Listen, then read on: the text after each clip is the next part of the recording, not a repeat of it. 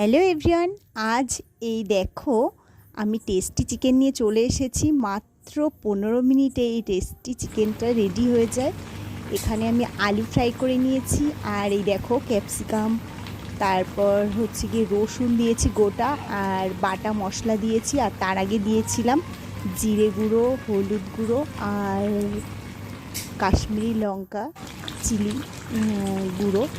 তো এগুলো দিয়ে ভালো করে সব কিছুকে কষিয়ে নিয়েছি, আর অল্প পরিমাণে জল দিয়েছি। আর দেখো এখানে সোয়া সস, চিলি সস আর টমেটো কেচাপ এগুলো দিয়ে ভালো করে আমি নেড়েচেড়ে কষিয়ে নিয়েছি। আর এগুলোকে কষিয়ে নেওয়া হয়ে গেছে। এবার এটাকে আমি 5 মিনিটের জন্য ঢাকা চাপা দেব, আর রেডি হয়ে যাবে আমার টেস্টি, বাচ্চাদের খুবই ভালো লাগে এই চিকেনটা।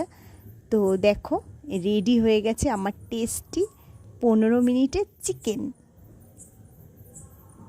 তোমরাও একবার ট্রাই করে দেখো। Bye bye.